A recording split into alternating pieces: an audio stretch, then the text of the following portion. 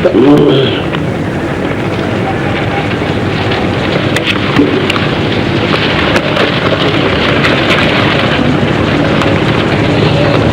शुरू से ही करते हैं, फिर बाद में सारा ही बता देंगे। अध्याय नंबर 2 के 12वें श्लोक में कृष्ण जी कहते हैं कि अर्जुन,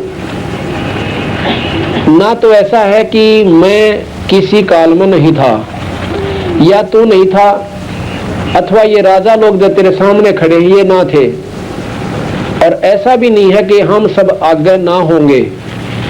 यानी ये जो आपने दिखे जिनकी तो ममता कर रहा है, ये तो पीछे भी थे, आगे भी आप आएंगे, जन्म होता रहेगा और ये भी भाई होंगे। फिर क्या कहा कि जैसे मनुष्य, ये 22वां श्लोक है दूसरे अध्याय का, जो हमने आवश्यक वस्तु थी वो छांट ली इसमें पे। जैसे मनुष्य पुराने वस्त्रों को त्याग कर अपने दूसरे नए वस्त्र को ग्रहण कर लेता है, वैसे ही जीव आत्मा पुराने शरीर को त्याग कर दूसरे नए शरीर को प्राप्त होता है। नया शरीर कोई भी हो सकता है, कुत्ता भी, गधा भी, सुअर भी, और कुतिया भी, गधी भी। ये नहीं लिखा इसने कि मनुष्य बनेगा, क्योंकि मनुष्य वो बनेंगे लग 84 भोग का, ये पूरी प्रक्रिया घूमकर जब ये मनुष्य शरीर धारण प्राप्त होता है। और कुछ ऐसे कर्म होते हैं लगातार 5-7 जन्म भी उसके पिछले पुण्य प्रमाणों से प्रभाव से हो जाते हैं, लेकिन आखिर में लग 84 फिर भी उसने भोगे सरेगी। ये 24वां श्लोक है कि क्योंकि ये आत्मा अछेद है, ये आत्मा अदाह है, अकेल्द है और निसंदेह अशुद्ध है, तथा यह आत्मा नित्य सर्वव्यापी अचल स्थिर रहने वाला और सनातन है। क्योंकि जीवनी आत्मा नहीं मरती, शरीर बदलता रहता है। फिर आगे कहा 27वें श्लोक में, द्वितीय अध्याय के दूसरे अध्याय के 27वें श्लोक में, क्योंकि इस मान्यता के अनुसार जन्मे हुए की मृत्यु निश्चित है। भगवान कृष्ण जी अपने मुख कमल से अध्याय नंबर 2 के 27वें श्लोक में क्या कह रहे हैं? क्योंकि इस मान्यता के आधार पर, मान्यता के अनुसार जन्मे हुए की मृत्यु निश्चित है और मरे हुए का जन्म निश्चित है। इससे भी इस बिना उपाय वाले विषय में, अर्थात जिसका कोई समाधान नहीं है, शोक तो शोक करने योग्य नहीं है। आगे फिर क्या लिखते हैं? हे पार्थ, अपने आप प्राप्त हुए और खुले हुए स्वर्ग के द्वार रूप इस प्रकार के युद्ध को भाग्यवान अक्षत्रिय लोग ही पाते हैं।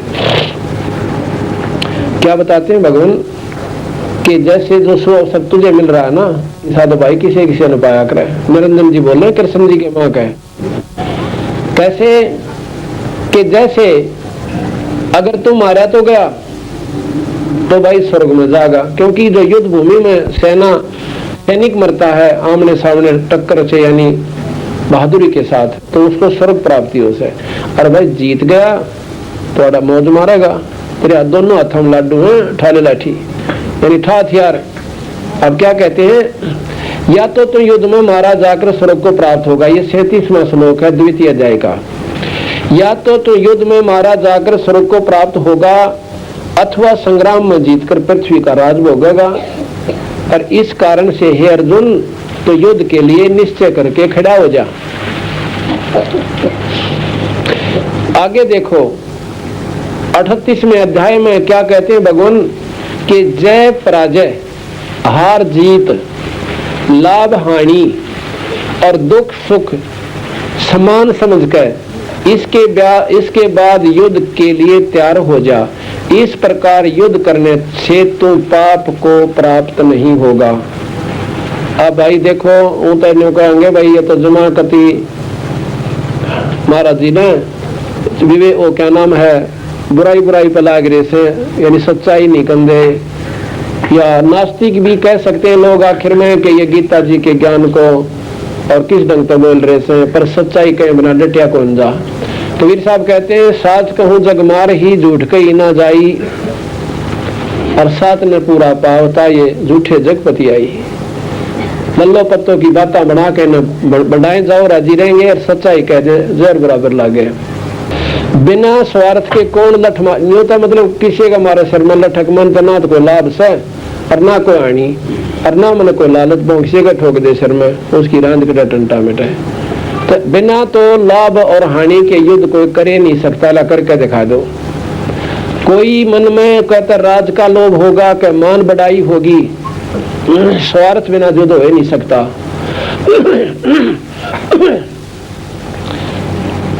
कहते हैं जय पराजय हार जीत न भूल के और वह लाभ हानि न छोड़ के भूल के और सुख दुख तो समान समझ के और फिर तो लड़ाई कर ले। ऐसे युद्ध करेगा तो तेरा पाप ना लागे। भाई बिना स्वार्थ के लड़ाई की हो सकता है, क्यों पड़ी पहले नो सोचो, विचार करके देख। भाई अपने राज खातिर अपने लालच खातिर लठा दोनों ने, और ये फिर ये बात यहाँ जचे क्यों करिया बात समझ में यार, ये सबसे श्रेष्ठ ज्ञान समझ रखा हमने।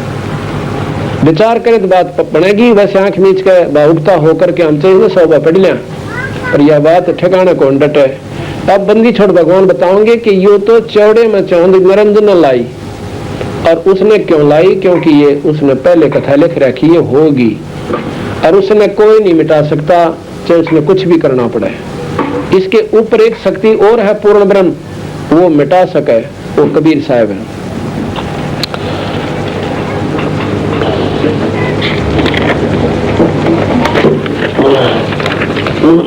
फिर क्या लिखा है, हे अर्जुन मुझे इन तीन लोकों में न तो कुछ कर, ये है तीसरे अध्याय का 22वां श्लोक। हे अर्जुन मुझे इन तीनों लोकों में न तो कुछ कर्तव्य है और ना ही कोई भी प्राप्त करने योग्य वस्तु अप्राप्य है, जिसमें मैं चाहूं इस तीन लोक में ऐसा नहीं है कि मुझे ना प्राप्त हो। अब भाई राजा अपने राज्य में कुछ भी में प्राप्त कर सकता है, ये मालिक से तीन लोग के, और तो भी मैं कर्मों को वर्तता हूँ। क्या कह रहे भगवान के, तो भी मैं कर्म ही करता हूँ। किस लिए करता हूँ, क्योंकि हे पार्थ, ये 23वां श्लोक है तीसरे अध्याय का। हे पार्थ यदि कदाचित मैं सावधान होकर कर्म ना करूं ना बरतूं तो बड़ी हानि हो जावे। कैसे, क्योंकि मनुष्य सब प्रकार से मेरे ही मार्ग का अनुसरण करते हैं। अब यहाँ विचार देखो थोड़ा सा भगवान का। अगर मान ले कृष्ण जी बोले इसमें, और कृष्ण जी कह रहे हैं मान लो कि भी अगर मैं जो कर्म यहाँ आकर करता हूँ ये सब मेरा ही अनुसरण करेंगे, अगर मैं ठीक ढंग से सोच समझ कर यहाँ कोई कर्म नहीं करूंगा तो नाश का कारण बन जाऊंगा, यानी दुराचार का कारण बन जाऊंगा अगर मैं कोई गंदा कर्म करता हूँ। भगवान कृष्ण ने कैसे कर्म किए ये आप विचार करके देखो। कहते एक बार गोपियां स्नान कर रही थी नहर में, जमुना में, और लड़कियां अपना वस्त्र उतार के बाहर धर दिए और स्नान करी थी। भगवान कृष्ण ने वो ठारी सारंगी बांध के गठड़ी और वृक्ष पर चढ़ गया, वो अपने नहाने में मस्त हो रही। जब नहाने के लिए बाहर आई कपड़े पहन खातर कपड़े ना पाए, सारी उल्टी है पानी में शर्म के मारे बढ़ गई। देखे हैं तो भाई देखा कि सामने एक पेड़ का कदम के पेड़ पर कृष्ण जी सारा की गिठड़ी बांधे बैठा, आसन लाग रहा बैठा बैठा, और बांसुरी बजान लाग गया। फिर जब मेरा पिट लिया ना, देख लिया तो सबने विनय करी कि हे भगवान हे कृष्ण मेरे वस्त्र दे दे। अब आगे इस बात में सुनाते भी शर्मावस है, सुख सागर में लिख रखा है। नो बोला तुम बाहर आ जाओ सारी कति नंगी होकर अर्ध वस्त्र दो। ये चरित्र भगवान कृष्ण के जीवन लीला में लिख रखे हैं, और ऐसा ही हुआ जब उसने वस्त्र दिए। और यहाँ कहता है कि मैं सोच समझ कर काम ना करूं, कोई अपना कर्म नहीं करूं, यहाँ का तो लोग मेरा चरित्र ऐसा मेरा अनुसरण करेंगे और मैं नाश का कारण बन जाऊंगा, यानी बुराई का बन जाऊंगा। इस प्रकार अगर विचार किया जाए तो भगवान के ये कर्म, और यहाँ क्या कह रहे हो, तो ये दोनों कर्मों में अंतर क्यों है, क्योंकि ये ज्योत निरंजन अपना ज्ञान यहाँ पर बता रहा है।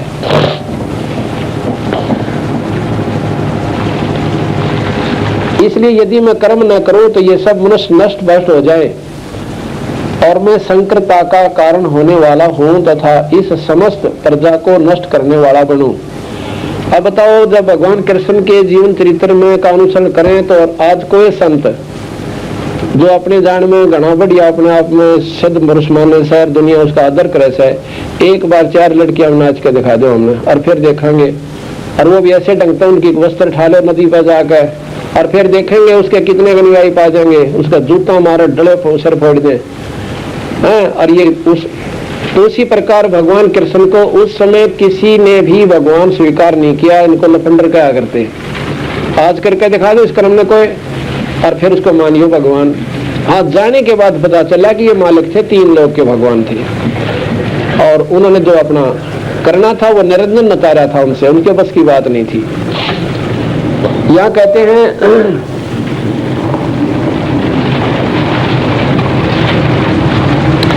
जो कोई मनुष्य दोष दृष्टि से रहित और श्रद्धा युक्त होकर मेरे इस मत का, कौन से का, इसमें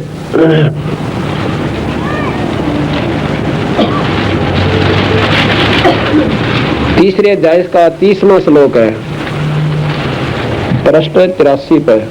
ये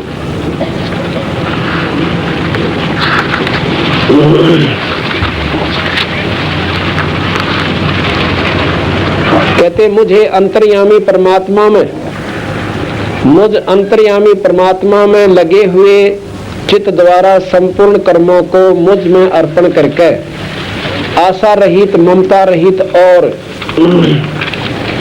संताप रहित होकर युद्ध कर। फिर क्या होगा कि जो कोई मनुष्य दोष दृष्टि से रहित होकर और श्रद्धा युक्त होकर मेरे इस मत का, यानी जो मैंने ऊपर बताया, अनुसरण करते हैं तो वो संपूर्ण कर्मों से छूट जाते हैं। यानी जो मैंने बता दिया कि आपको बताया कि भाई आशा रहित होकर लाभाणी ने भूल कर और फिर युद्ध कर ले, तो प्रथम तो ऐसा युद्ध बने कोई ना। और भाई आगे बताया कि इसमें जो करेगा उसके कर्म नहीं लगेंगे, सब कर्म कट जाएंगे। फिर आगे लिखते हैं कि भगवान बोले, चौथे अध्याय का 5वां श्लोक, हे अर्जुन, मेरे और तेरे बहुत से जन्म हो चुके हैं, उन सब को तू नहीं जानता किंतु मैं जानता हूँ। मैं जानता हूँ। हे अर्जुन, मेरे जन्म और कर्म दिव्य अर्थात निर्मल और अलौकिक हैं। इस प्रकार जो मनुष्य तत्व से जान लेता है वह शरीर को त्याग कर फिर जन्म को प्राप्त नहीं होता किंतु मुझे ही प्राप्त होता। अब पहले तो कह रहे हैं कि जन्म मरण उनका जरूर होगा, अब कहते हैं कि जन्म मरण नहीं होगा। जो मेरे इस प्रकार साधना आराधना करेंगे उनका जन्म मरण नहीं होगा। आगे फिर लिखा है कि ब्राह्मण, क्षत्रिय, वैश्य, शूद्र, इन चारों वर्णों के समूह गुण और कर्मों के विभाग पूर्वक मेरे द्वारा रचा गया। इस प्रकार उस सृष्टि रचनादि कर्म का कर्ता होने पर भी मुझ अविनाशी परमात्मा को तू वास्तव में करता ही जान। अब अपने आप को यहाँ अविनाशी भगवान खुद कृष्ण जी बता रहे हैं। जिसको जानकर तू इस प्रकार मोह को नहीं प्राप्त होगा। हे अर्जुन, जिस ज्ञान से के द्वारा तू संपूर्ण भूतों को निषेध भाव से पहले अपने में और फिर मुझ सच्चिदानंद परमात्मा में देखो, ये ज्ञान भगवान दे रहे हैं कि इस प्रकार तो मोह को प्राप्त नहीं होगा और मुझे ही भगवान समझ ले, जो कुछ कर रहा हूं वो मैं ही कर रहा हूं। यदि तू अन्य पापियों से अधिक पाप करने वाला है तो भी तू ज्ञान स्वरूप नौका द्वारा निसंदेह संपूर्ण पाप समुद्र से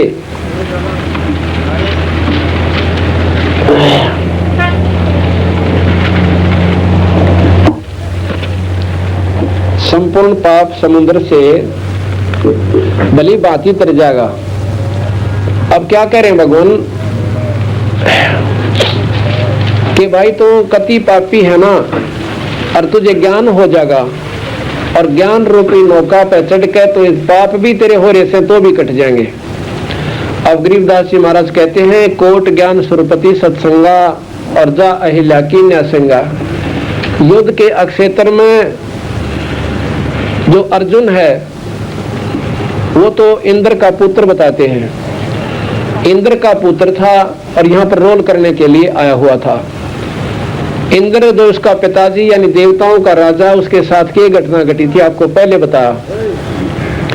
इंद्रदेव सभी देवताओं को ज्ञान प्रचार किया करता था, सत्संग करता है स्वर्ग के अंदर, और इतना बढ़िया ज्ञान दिया करता कि पराई औरत अपनी मां समान होनी चाहिए, दूसरे की बेटी अपने बेटी के समान होनी चाहिए, तो वो जीव आत्मा, वो मनुष्य, वो हंस आत्मा कभी मार नहीं खाओगा। अगर ऐसी दृष्टि जिसकी नीच है वो नीच आत्मा नरक का भागी होगा। और खुद उसने जाके अहिला के संग क्या जुल्म कर दिया। तो महाराज कहते हैं कोट ज्ञान सुरपति सत्संगा और जा अहिल्या की न संगा। ज्ञान तो बात ना बड़ा निरित है। एक भगत जी कहने लगा ये तो बनावटी बातें हैं, सब हमने ये ज्ञान हो जाना चाहिए कि मैं ब्रह्म हूँ, क्योंकि जीव जो ब्रह्म है, ये सब बातें जो बनावटी बना रखी हैं, ये ज्ञान जिसको हो गया कि मैं ब्रह्म हूँ वो तो मुक्त रूप हो जाता है। अब हम एक बार एक आश्रम में गए थे पिंडारा में, और वहां पर ये नरे टोल इकट्ठे हो रहे, एक तो एक बुढ़िया क्यों आप अपनी चौधर जमान खातर क्यों बढ़ो और क्यों बताओ। उसने सोचा कि क्यों तक आपको आंता कोई ना। कहने लगा कि सबसे उत्तम ज्ञान है गीता जी में कि ज्ञान हो जाए कि मैं अमर हूँ, अजर हूँ, और फिर बता दुख क्यों रह गया। शरीर को क्या कष्ट होगा तो शरीर को होले, आत्मा को कष्ट थोड़ा ही होता है। उसने वह 2 दिन तक सारे फेल कर दिए। और क्योंकि आखिरी बात यह है कि जीव ये ब्रह्म है, इसमें कोई शक को ना, पर ईब यू ब्रह्म को ना। अब मैं कुत्ता हूं तो ब्रह्म क्यों कर हो गया, अब तो कुत्ता ही कमाऊंगा। अब मैं मनुष्य हूं तो मनुष्य शरीर में हूं तो मनुष्य ही हूं, लेकिन ब्रह्म बनने के लिए कुछ प्रक्रिया नारी करनी पड़ेगी। जैसे जब तक बर्फ पानी से बन गई, जल से बर्फ बनी, ये ज्ञान सब में है। और बर्फ न का मैं पानी हूं तो बर्फ के कारण तो वो पानी ना बने, पानी तो बन जाएगा तो सब कह देंगे ये जल है, तो वो कोई ना माना जी। न बोला सब बकवास है, शरीर को कष्ट होता है, आत्मा को होता है कोना, काहे का दुख काहे का सुख के बना। उस भगत जी के लिए रात्रि के 12 बजे अगले दिन उसके पेट में दर्द हो गया, हमारे कमरे में, और चौधर तरह सब लोग उसकी आदर करें, वह महात्मा के चाड़ा से होता है। रात में हुआ पेट में दर्द, मारे कल कीड़ा मर गया रहे, वो इकट्ठे हो गए भगतन, क्या हो गया भाई महात्मा का पेट में तकलीफ होगी। एक और आश्रम से वहां पर उसकी कार मांग के लाए संत की, और उसने घेर के जीव ले गए। वो तड़के आज 6 बजे 5 बजे एक ने बोला और महाराज जी सुना ना, तो ब्रह्म था, फिर रोआ क्यों था रहा इतने। हाँ तो ब्रह्म तो था, फिर किलकी क्या मारे था, मुंह लटका लिया। बोला चुप रहे, दीजे काट कर अपने कमरे में जा मिला। तो महाराज कहते ही मेरे ज्ञान पे काम ना चले तो बकवाद करने की बातें हैं। तो ये महाराज कहे भगवान कृष्ण के ज्ञान हुए पाछे जीव के कोई कर्म नहीं रहते।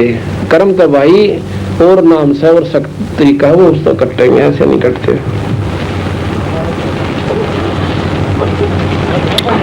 बाकी आगे बताएंगे। और सतगुरुदेव बचता भाई आजा बंदे शरण राम की, फिर पछ बाड़ू की बीत पवन का खंबा, कब लग खैर मनावेगा। बाड़ू की बीत पवन का खंबा, कद लग खैर मनावेगा। आज मैं तेरे घट नंगे तू राम कण ना पावे। आज मैं तेरे घट नंगे तू राम कण ना पावे। आजा बंदे शरण राम की, फिर पछ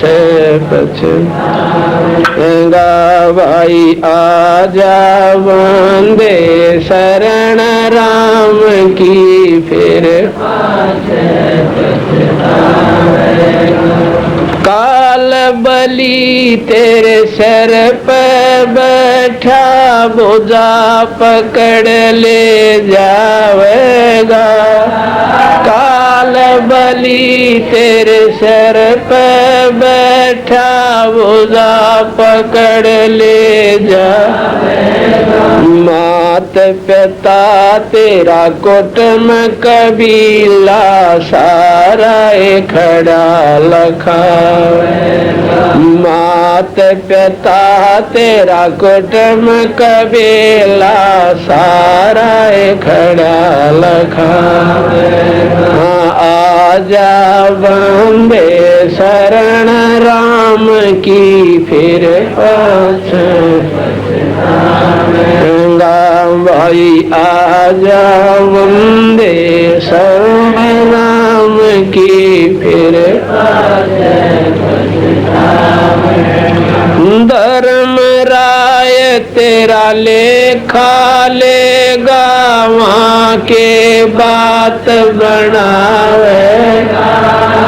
धर्म राय तेरा लेखा लेगा, वहाँ क्या बात बनावेगा। लाल खंभ से बांधा जा, बिना सतगुरु कौन छुटावेगा। लाल खंभ से बांधा जा, बिना सतगुरु कौन छुटावेगा। भाई आजा बंदे शरण राम के,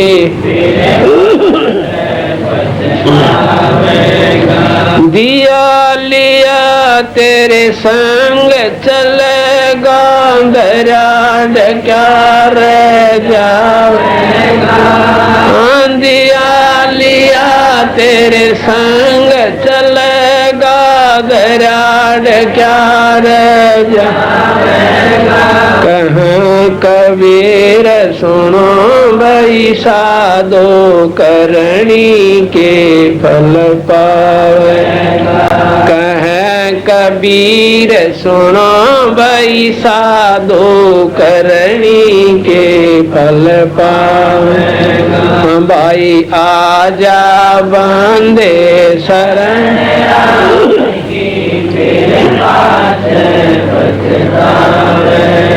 सत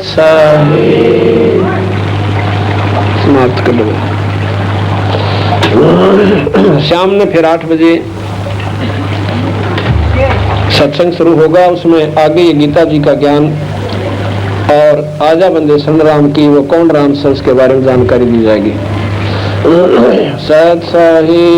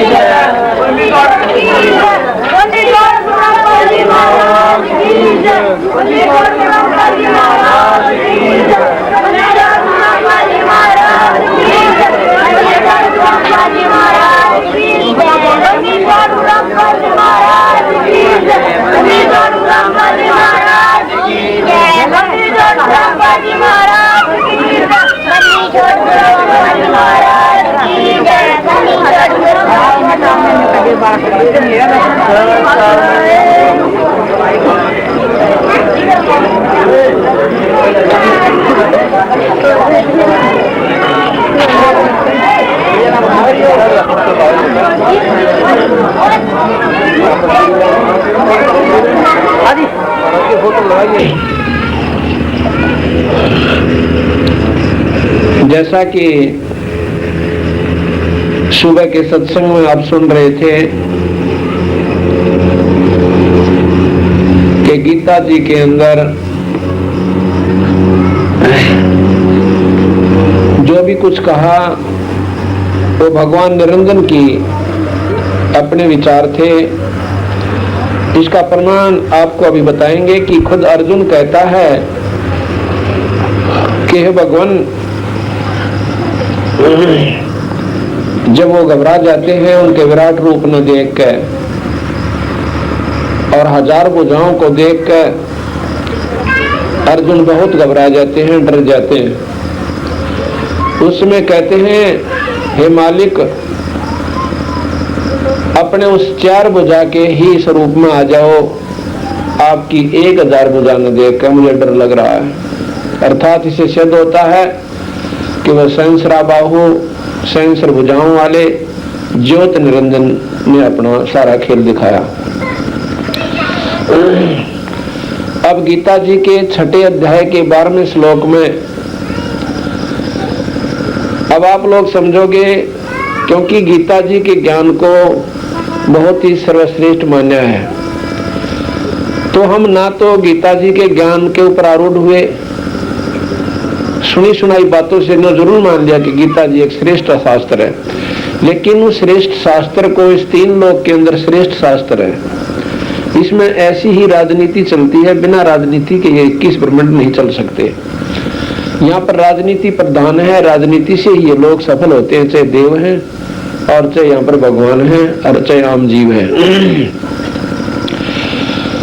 तो यहाँ पर लिखा है कि जैसे वेदों में योग अभ्यास को बहुत महत्व दिया है, योगियों को बहुत महत्व दिया है, तो गरीबदास महाराज कहते हैं कि योग अभ्यास करने वाले जीव कभी भी मुक्त नहीं हो सकते, उनकी 84 नहीं मिटे। इसमें गीता जी में भी यही ज्ञान दिया है। अध्याय नंबर 6 के 12वें श्लोक में कहा है कि हे अर्जुन, एक विशेष आसन बताया कि उस आसन पर बैठकर, जैसे पद्म आसन है, उस आसन पर बैठकर चित्त और इंद्रियों की क्रियाओं को वश में रखते हुए मन को एकाग्र करके अंतःकरण की शुद्धि के लिए योग का अभ्यास करें। मुक्ति नहीं कही योग से, योग का अभ्यास किस लिए करें कि अंतःकरण की शुद्धि के लिए। अंतःकरण की शुद्धि योग अभ्यास से भी हो सकती है, क्योंकि भूखा प्यासा बैठा रहे, अपनी साधना करता रहे, योगी पुरुष उसमें जो है नम्रता आ जाती है, कुछ दिनों के बाद वो उसमें एक अंतःकरण की सफाई थोड़ी बन जाती है, पूर्ण रूप से नहीं होती। अंतःकरण की सफाई हो जाएगी, यानी परमात्मा में श्रद्धा बढ़ सकती है। बीज बिना क्या हो, जैसे खेत संवार दिया और खेत को संवार कर छोड़ दिया और बोया कुछ को ना, तो उसमें कुछ भी लाभ नहीं होगा। इसी प्रकार बंदी छोड़ भगवान गरीबदास जी महाराज कहते हैं कि योगी पुरुष कभी भी मुक्त नहीं हो सकते, लेकिन उनकी बात को हमने नहीं स्वीकार किया और गीता जी के ज्ञान को आप स्वीकार कर सकते हो, क्योंकि आपकी पूरी रुचि, पूरा विश्वास इस ज्ञान में है। तो ये भी सुन लीजिए, अध्याय नंबर 6, 6 अध्याय का 12वां श्लोक कहते हैं, उस आसन पर बैठकर चित्त और इंद्रियों की क्रियाओं को वश में रखते हुए मन को एकाग्र करके अंतःकरण की शुद्धि के लिए योग का अभ्यास करें। अब अर्जुन प्रश्न करता है कि हे कृष्ण, यह मन बड़ा चंचल और परम थन स्वभाव वाला है, बड़ा दृढ़ और बलवान है, इसके लिए उसका वश में करना मैं वायु के रोकने की भांति दुष्कर मानता हूं कि मन तो डटे को ना। तो भगवान कृष्ण कहते हैं, श्री भगवान बोल दे, ए महाबाहो, निसंदेह मन चंचल और कठिनता से वश में आने वाला है, परंतु हे कुंती पुत्र अर्जुन, ये अभ्यास और वैराग से वश में होता है, ऐसा इन्होंने लिखा। अब वैराग और योग से अगर मन काबू हो सकता तो भगवान शिव ने 88,000 वर्ष तक पद्मासन पर बैठकर तपस्या करी थी, साधना की थी, और उसका अंत आपने पढ़ लिया, आपने सुन भी लिया कि उनके बस में मन नहीं आया, और वही और भगवान शिव के बराबर योगी इस पृथ्वी पर नहीं हो सकता, और वो भी अपने मन को काबू नहीं कर पाया। तो यहाँ पर जचती नहीं ये बात कि योग से मन काबू हो सकता है। कबीर साहब ये कहते हैं,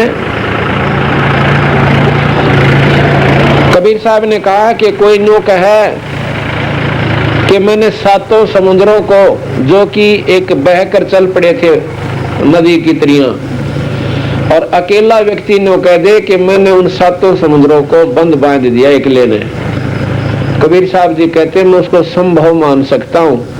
अगर कोई नो कहे वह तो वो भी कति असंभव, क्वाइट इम्पॉसिबल, कति असंभव। लेकिन कोई नो कह के मैंने मन रोक लिया, कबीर साहब कहते हैं मैं कोई ना मानू।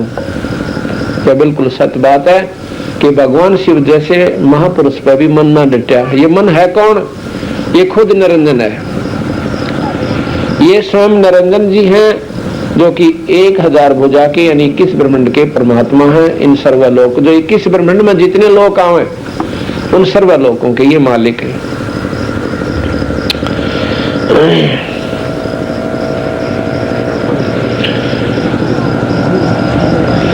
अब यहां पर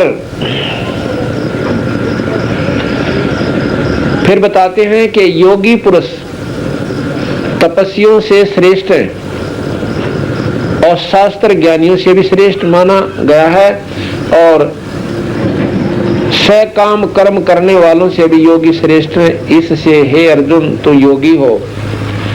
अब देखो, विचार में विचार बदलता है और बनता है, और इसी से ज्ञान का ज्ञान जानकारी हो सके कि कहां तक का ज्ञान हमें प्राप्त है। यहाँ पर गीता जी के अंदर जैसे आप मानते हो भगवान कृष्ण ने बोला, थोड़ी देर यही मान लेते कि भगवान कृष्ण यहाँ पर कह रहे हैं कि तपस्वियों से और शास्त्र के जानने वाले यानी ज्ञानियों से योगी पुरुष सबसे श्रेष्ठ है। और गरीबदास जी महाराज कहते हैं कि तपस्वी तो सीधे नरक का रास्ता अपना रखा है। और यहाँ पर वो आपने सुना कि योग से केवल अंतःकरण साफ हो जाए है, जन्म मरण मिटे कोई ना। इसी गीता के ज्ञान में ये 12वां श्लोक था। अब मैं 46वां श्लोक बोल रहा हूं कि योगी तपस्वियों से श्रेष्ठ है, शास्त्र ज्ञानियों से भी श्रेष्ठ माना गया है, और सकाम कर्म करने वालों से भी योगी श्रेष्ठ है। यानी इच्छा रूपी जो भक्ति करते हैं उनसे भी योगी श्रेष्ठ है। इससे अर्जुन, हे अर्जुन तू योगी हो। अब एक विचार करो कि युद्ध के मैदान में खड़ा और भाई लठबाज जन हो रही भी नहीं कर तो योगी हो, क्यों कर बने योगी? ये बात यानी थोड़ी सी विचार से बाहर हो जाती है कि यहाँ योगी होने की फुर्सत अर्जुन ने कहा थी। वो तो उधर से कह रहे हैं कि ठाल हथियार और खड़ा हो जा, और अब यहाँ कह रहे हैं तू योगी हो जा। 1 घंटे में योगी तक कति ना बना जा भाई, योग साधना में बहुत समय लगे। इस प्रकार हमने इन बातों को थोड़ा ध्यान से सुनना पड़ेगा, विचार करना। तात्पर्य ये मत समझना कि केवल निंदा का ही हमारा उद्देश्य है। सच्चाई को सच्चाई पर लाने के लिए भी उदाहरणों की, प्रमाणों की आवश्यकता पड़ती है ताकि वो अपना स्थान बना सके।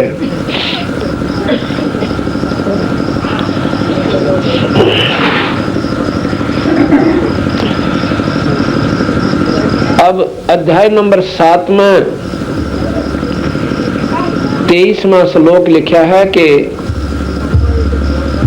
उन अल्प बुद्धि वालों का यह फल नाशवान है, क्योंकि देवताओं की को पूजने वालों को देवताओं को प्राप्त होते हैं, और मेरे भक्त चाहे जैसे भी भजे अंत में मुझको प्राप्त होते हैं। अब यहाँ कहा है कि जो लोग देवता की पूजा का मार्गदर्शन करते हैं वो निर्भाग हैं, वो बुद्धिहीन हैं, अल्प यानी छोटी बुद्धि वाले हैं। देवताओं से नीचे जो पितरों की साधना बताते हैं और भूत प्रेत की साधना यानी बताते हैं, कनागत श्राद्ध बताते हैं, उनको भगवान कृष्ण गीता जी के 7वें अध्याय के 23वें श्लोक में नकारा करते कि वो अल्प बुद्धि लोग हैं, और जो जैसी भी साधना करेंगे वहीं तक सीमित रह जाएंगे, 84 में पड़े रहेंगे, यानी कतई दुख पाएंगे, सीधे 84 में नरक में चले जाएंगे।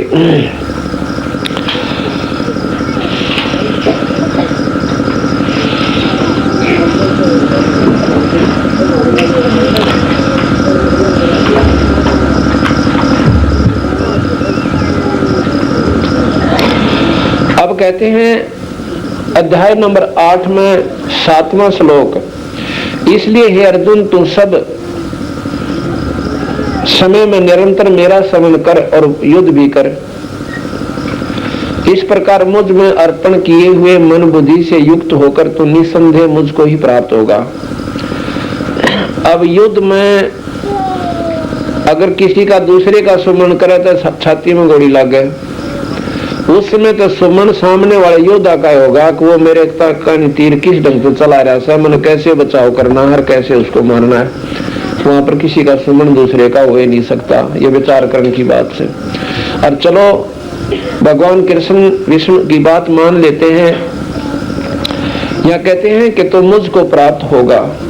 अगर ऐसा कोई सुमन करता हुआ अंत समय में चला जाता है, जैसे भगवान विष्णु की साधना करता हुआ कोई शरीर त्याग दे, उसका नाम जपता हुआ पूरे गुरु तो लेकर उनके गुरु से, जो कि 3 लोक की साधना बताते हैं, तो वो व्यक्ति भगवान विष्णु को प्राप्त हो जाएगा, इसमें कोई शक नहीं। फिर क्या होगा, फिर भी जन्म मरण नहीं मिटता, यही कबीर साहब ने बताया, यही गरीबदास जी ने बताया। और इसी बात का प्रमाण आगे गीता जी में दूंगा आपने, कि खुद स्वीकार करते हैं भगवान कृष्ण कि भाई जन्म मरण नहीं मिटे। शुरू में भी कहते हैं और यहाँ पर बीच में ये ऐसा ज्ञान आता है कि उनका जन्म मरण मिट जाता है। अब देखना कितने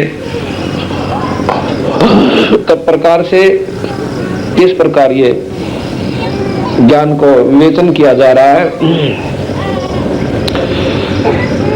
आगे क्या कहते हैं कि अब तो कहते हैं मुझको समन करता हुआ और मेरे को ही प्राप्त होगा। जो पुरुष, ये 9वां अध्याय है ना, 9वां श्लोक है 8वें अध्याय का। इसमें लिखते हैं कि जो पुरुष सर्वज्ञ अनादि और सबके नियंता, सबके नियंता, सूक्ष्म से अति सूक्ष्म और सबके धारण पोषण करने वाले अत्यंत स्वरूप, सूर्य के सदृश नित्य चेतन प्रकाश रूप और अविद्या से परे शुद्ध चितानंद घन परमेश्वर का समन करता है, वह भक्ति युक्त पुरुष अंत काल में योग बल से बरकुटी के माध्यम से प्राणों को अच्छे प्रकार स्थित करके फिर निश्चल मन से समन करता हुआ उस दिव्य रूप परम पुरुष परमात्मा को ही प्राप्त होता है। ये 10वें और 9वें अध्याय दोनों का मैंने इकट्ठा ही आपको सरलार्थ बता दिया। यहाँ पर कहते हैं खुद भगवान कृष्ण यानी निरंजन, आप तो कृष्ण मानते हो, हम निरंजन मानते हैं, ज्योत निरंजन। यहाँ पर ज्योत निरंजन जी कह रहे हैं, वहां तो कह रहे हैं कि मेरे को प्राप्त होगा जो मेरा सुमन करता है, और साथ में इशारा करते हैं कि उस परमपिता परमात्मा, उसका मतलब उनसे कोई ऊपर शक्ति और है जिसकी तरफ ये इशारा किया गया।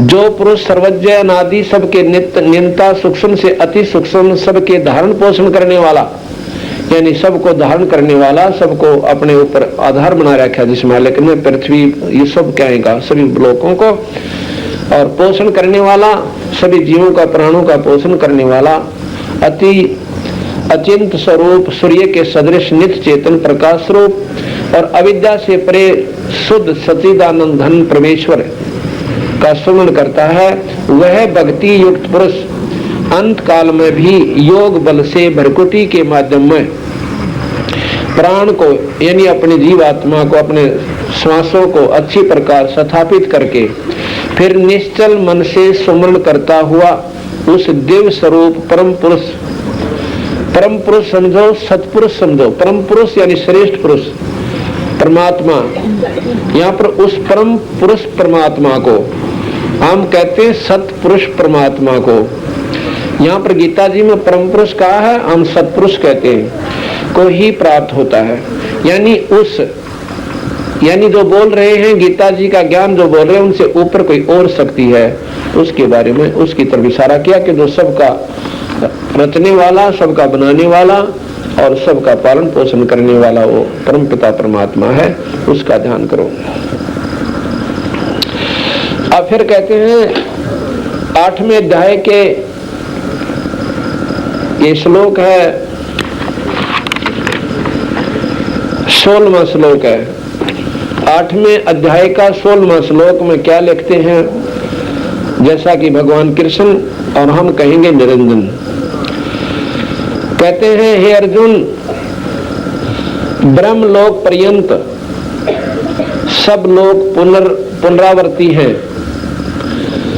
ब्रह्मलोक पर्यंत, ब्रह्मलोक समेत ये सभी लोग दोबारा यानी जन्म मरण नाशवान हैं, पुनर्दोबारा रचे जाते हैं।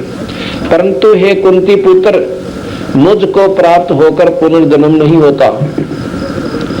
अब ये बात विचार कीजिएगा कि 16वें श्लोक में 9वें अध्याय में 8वें अध्याय के 16वें श्लोक में कहते हैं कि मुझको प्राप्त होकर पुनर्जन्म नहीं होता, क्योंकि मैं काला अतीत हूं, काल से परे हूं, निरंजन कहता है।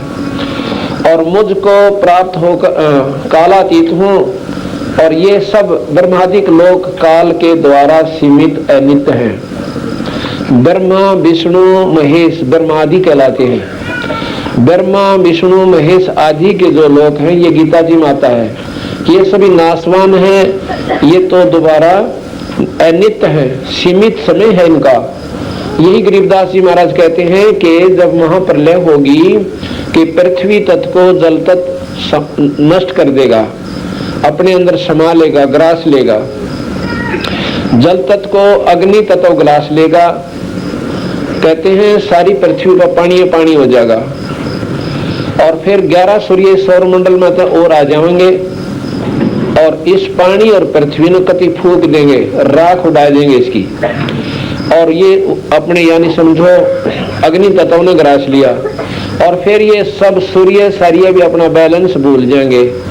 एक बार ब्रह्मांड का बैलेंस खत्म हुआ, ये टकरा का आपस में ग्रह आग लग जाएगी, अग्नि स्वरूप हो जाएगा सारा ब्रह्मांड, जैसे पकड़ पाट्या ग्रह, और फिर ये वायु में समा जाएंगे, और वायु को कहते आकाश समा ले, अपने अंदर ग्रास लेगा। आकाश को ये निरंजन अपने अंदर ले लेगा, ओंकार निरंजन। ओंकार निरंजन को पारब्रह्म अपने अंदर समा लेगा। ओंकार निरंजन भी खत्म होगा, और फिर ये सब जीव उस पारब्रह्म के लोक में न्यारी न्यारी बीज रूप में रख दिए जाएंगे।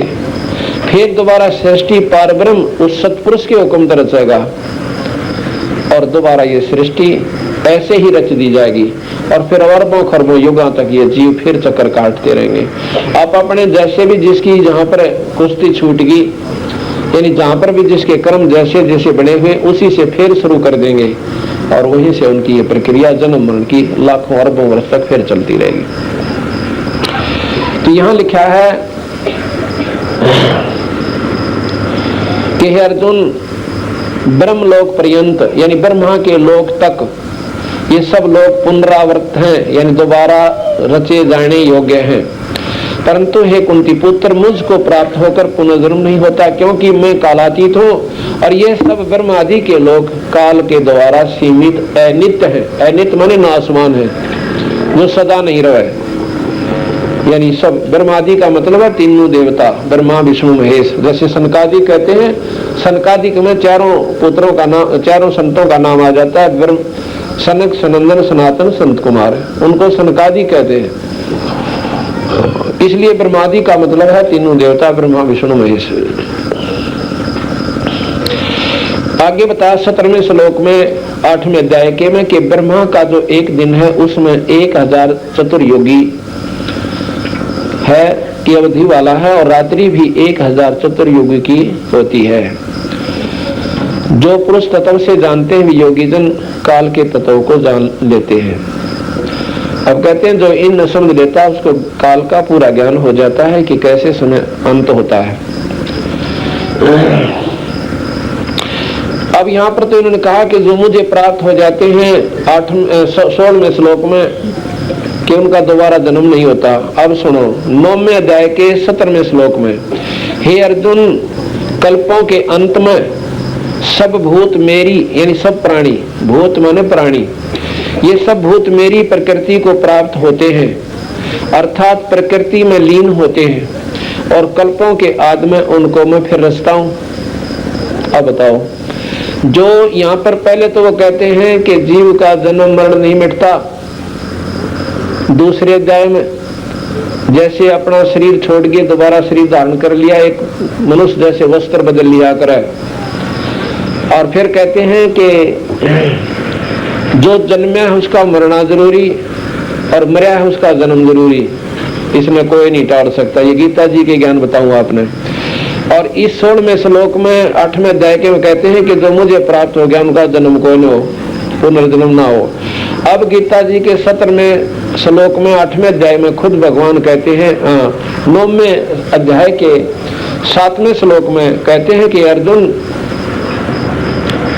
कल्पों के अंत में, कल्प एक बहुत लंबी चौड़ी अवधि होती है। एक कल्प में ये ब्रह्मा विष्णु महेश तकरीबन सारे मर लेते हैं। कहते हैं उस समय क्या होता है कि महाप्रलय होती है। कल्पों के अंत में सब भूत मेरी प्रकृति को प्राप्त होते हैं और अर्थात प्रकृति में लीन होते हैं, यानी सर्वनाश हो जाता है, महाप्रलय हो जाती है। और कल्पों के आदि में फिर दोबारा जब कल्प शुरू होते हैं तो उनके शुरू में इनको मैं फिर रचता हूं, दोबारा जन्म देता हूं। यहाँ कहते हैं कि पुनर्जन्म ना हो, पहले कहते हैं कि पुनर्जन्म जरूरी है, और अब फिर कहते हैं कि उनका जो कल्पों के आदि में जाकर फिर दोबारा जन्म होगा। यही गरीबदास जी महाराज कहते हैं कि भाई जैसे ध्रुव को आप प्रहलाद को मुक्त मान लिया, ये मुक्त नहीं है, ये काल के अधीन साधना करके भगवान विष्णु की अपने स्वर्ग के अंदर विराजमान है। जब महाप्रलय होगी ये सब समाप्त होंगे, उस समय ध्रुव और प्रहलाद दोबारा फिर जीव रूप में नीचे पृथ्वी मंडल पाए जाएंगे। आगे ना जाने फिर भक्ति बन पाएगी कि नहीं बन पाएगी, 84 में चले जाएंगे। और इसी का प्रमाण भगवान कृष्ण समझो, ज्योत निरंजन समझो, ये दे रहे हैं कि 9वें अध्याय के 7वें श्लोक में कि इनको मैं फिर दोबारा रचूंगा।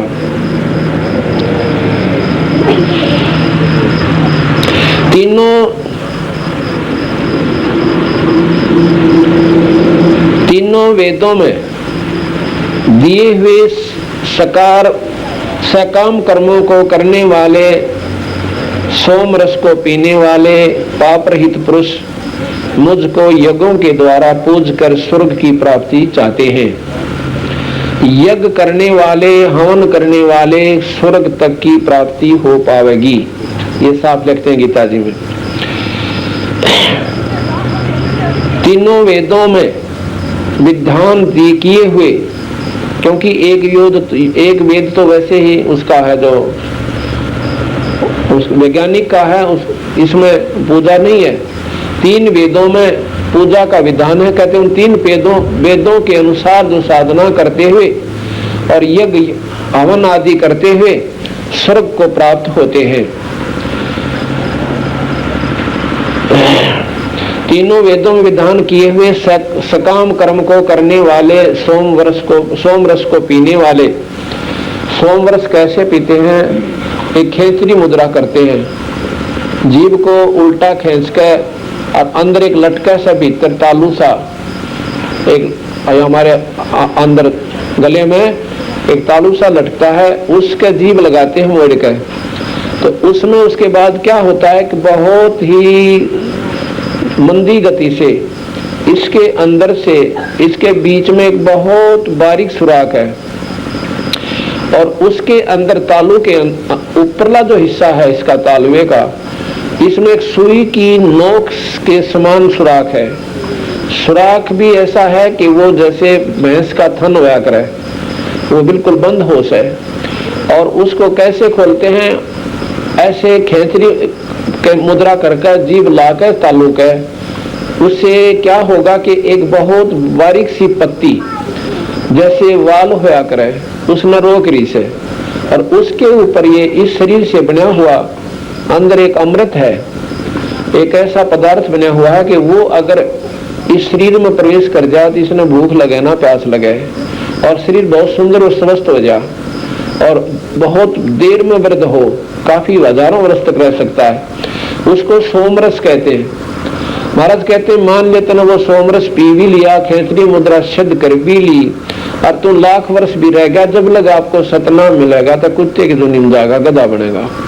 कुछ दिन स्वर्ग में, उसके बाद 84 में। और यही प्रमाण यहाँ पर मिल रहा है। गीता जी के 9वें अध्याय के 20वें श्लोक में लिखते हैं कि तीनों वेदों में विधान किए हुए, विधान माने वर्णन दिया हुआ, सकाम कर्मों को करने वाले, सोमरस को पीने वाले, पाप रहित पुरुष मुझको यज्ञों के द्वारा पूज कर स्वर्ग की प्राप्ति चाहते हैं। वे पुरुष अपने पुण्यों को फलस्वरूप, अपने पुण्यों के फलस्वरूप स्वर्ग लोक को प्राप्त होकर और स्वर्ग में दिव्य देवताओं के भोग को भोगते हैं। वही साफ लिख रखा है, ये गरीबदास जी महाराज ने लिखा और यही गीता जी में खुद स्वीकार करे भगवान कि वो पुरुष जो योगी पुरुष समझो, वेदों के विधान अनुसार जो साधना करते हैं वो स्वर्ग तक जाएंगे, इस तरह आगे नहीं जा सकते। और स्वर्ग की परिभाषा आपको बता दी कि अपने पुण्य न खा के और खो का अपनी पूंजी ने मुंह लटका कर मृत मंडल में आ जाओ। फिर है 21वां श्लोक, वे उस विशाल स्वर्गलोक को भोग कर पुनः क्षीण होने पर, यानी खत्म होने पर मृत लोक को प्राप्त होते हैं, यानी मृत मंडल में वह फिर आ जाते हैं।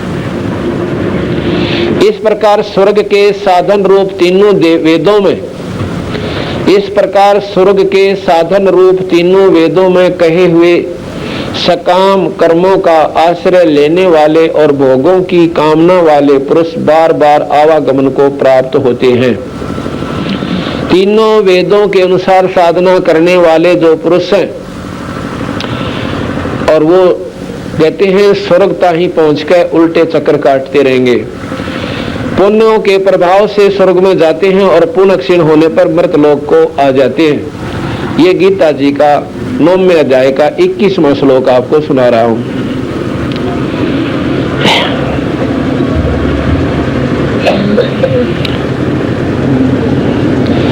अब 23वें श्लोक में कहा कि हे अर्जुन, यद्यपि श्रद्धा से युक्त जो सकाम भक्त दूसरे देवताओं को पूजते हैं वे भी मुझको ही पूजते हैं, किंतु उनका यह पूजन अविधि पूर्वक अर्थात अज्ञानता पूर्वक है।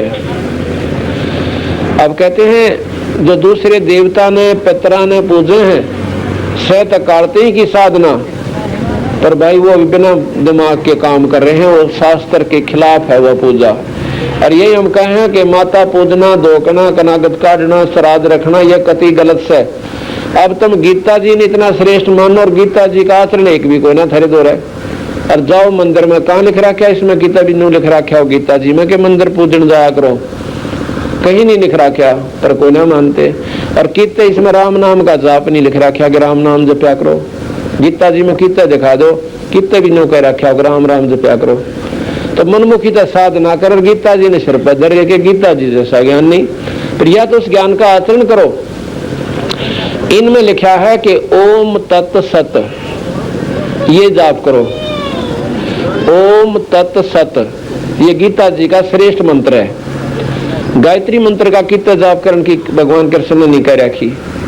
ये लिखा है कि ये गीता ने ये लिखा ओम तत् सत, इसका मतलब क्या है, ओम जो है ये तत्, ये सत्य है, क्योंकि निरंजन जितना सत्य है उतना है, ओम कहें ओंकार ने, ये ओम तत् सत्य। अब हम कहें कि बिजली बहुत बढ़िया, बिजली बहुत बढ़िया, बिजली बहुत अच्छी, ऐसे हमें बिजली का कोई लाभ नहीं प्राप्त। ये तो ज्ञान हुआ कि ओम तत्व जो है वो सत्य है। कितना सत्य है ये अलग बात है कि कितने दिन तक ये सत्य है। जैसे ब्रह्मा विष्णु महेश अविनाशी है, पर कितने दिन तक अविनाशी है। इस मंत्र से मुक्ति प्राप्त नहीं हो, वो मंत्र न्यारा है जिसको सतनाम कहा संतन सतगुरु महाराज ने, और सार नाम, उस बिना जीव नहीं पार हो सकता।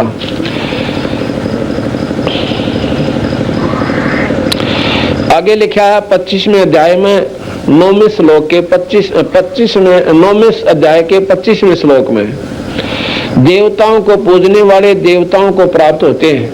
देखो कितना साफ करते हैं, देवताओं को पूजने वाले देवताओं को प्राप्त होते हैं, पितरों को पूजने वाले पितरों को प्राप्त होते हैं। और भाई कहते भूतों को पूजने वाले भूतों को प्राप्त होते हैं, और मेरा पूजन करने वाले मुझको प्राप्त होते हैं, इसलिए मेरे भगत का पुनर्जन्म नहीं होता। अब यहाँ पर फिर कह रहे हैं भगवान के मेरे भगत का पुनर्जन्म नहीं होता, और ऊपर लिखा है कि इन सब को फिर मैं दोबारा जन्म दूंगा जब कल्प अंत हो जाएगा, दूसरा कल्प शुरू होगा। एक कल्प में ये ब्रह्मा विष्णु महेश भी कई चक्कर काट ले हैं, इतना लंबा चौड़ा एक कल्प का पीरियड यानी समय होता है। और यहाँ पर खुद कहते हैं कि उसका जन्म नहीं होता।